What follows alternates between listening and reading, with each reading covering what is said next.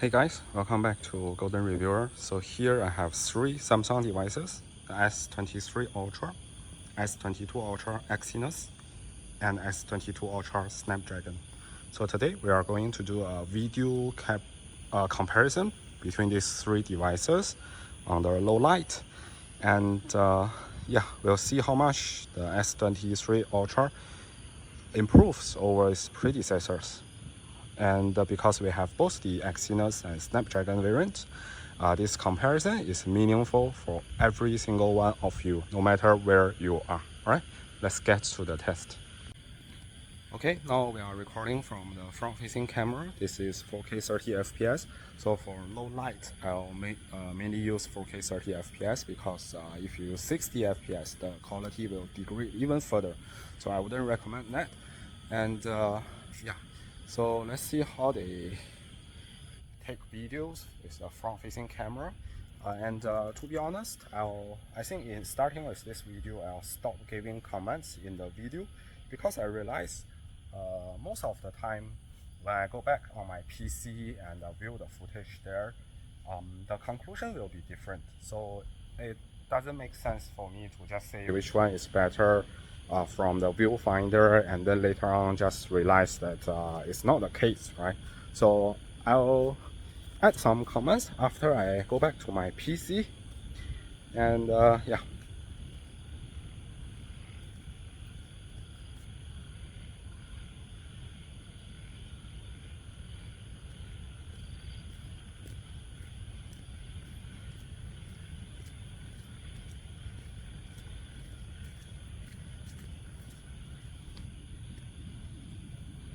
Here we can see that for the front-facing low-light video recording, the Snapdragon S22 Ultra is actually of similar quality with the Snapdragon S23 Ultra. But of course, there is only Snapdragon for S23 Ultra. But the Exynos S22 Ultra seems to be of worse quality. Just look at the details.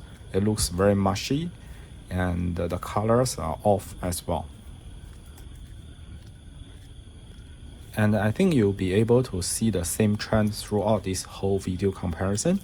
And I've mentioned this at the release of the S22 Ultra, right? The Exynos records worse videos than the Snapdragon variant.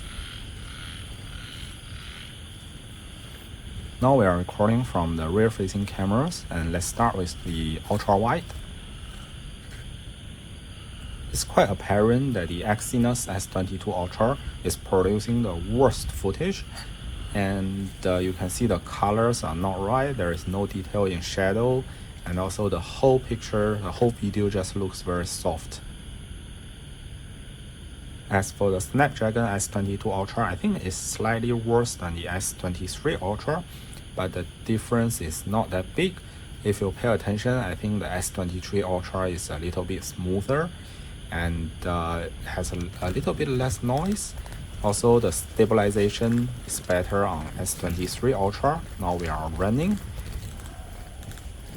So the S23 Ultra is the winner here, followed by S22 Ultra Snapdragon, and the Exynos variant of S22 Ultra is really terrible here.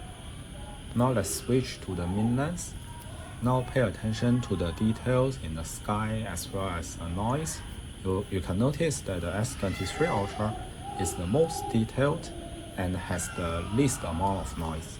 So the two S22 Ultras either has too much noise or the noise reduction might be too aggressive, so the details are lost. As for the flare test, you can see that the S23 Ultra also improves on that. There is less visible flare.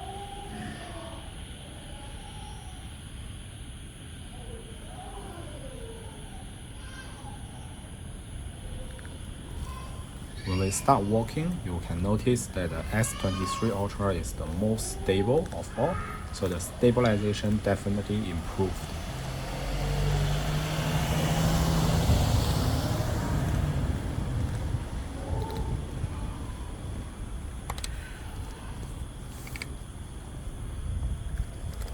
And now let's run a little bit.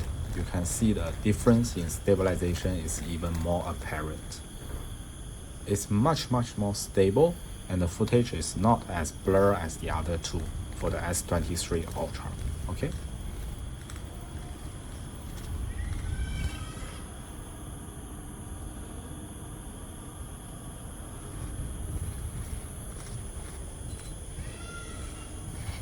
Okay, now let's move to a darker place, and let's also start with the ultra wide lens because it's usually the weaker one for extreme low light. Here the Exynos S22 Ultra has this purple hue which is very unpleasant, so I think it's the worst of them all. And the S22 Ultra Snapdragon is actually quite similar to S23 Ultra. Maybe the S23 Ultra is a little bit better. Now let's change to the main lens. Straight away, all three devices brighten up and it's much better than the ultra wide. But if you pay attention to the darker areas, pay attention to the grass, the details in the trees, everything is much better on the S23 Ultra. And notice how it's very jittery on the Exynos S22 Ultra. The Snapdragon S22 Ultra is not particularly smooth either, but the S23 Ultra is really good. Now this is a test for the 3x zoom lens. You can see that the S23 Ultra is the more stable one when I'm walking. And the Exynos S22 Ultra again is the less stable one, the least stable one, okay? But for image quality wise, I think they are more or less similar to each other. Maybe the S23 Ultra is a little bit better. And now let's try 10x. Here I think there isn't that much of a difference. They perform quite similar to each other for 10x optical zoom. Alright.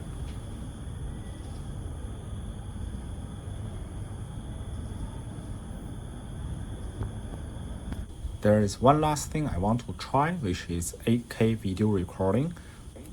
So now on the two S22 Ultras, you are looking at 8K 24 FPS, and on the S23 Ultra is 8K 30 FPS.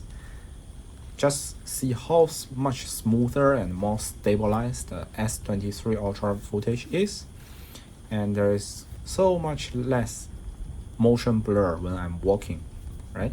And also there is less level of crop, which is nice. And if we zoom in to 6x, which is the maximum you can do on 8K videos, notice how much sharper and cleaner the footage on the S23 Ultra is. So this is the first time ever that 8K video is actually practical and usable on a smartphone. Just look at the quality, it's just so much better. Alright guys, so that's all for the low light video recording comparison between the S22 Ultra and S23 Ultra. Hope you enjoyed the video. Thank you and see you next time.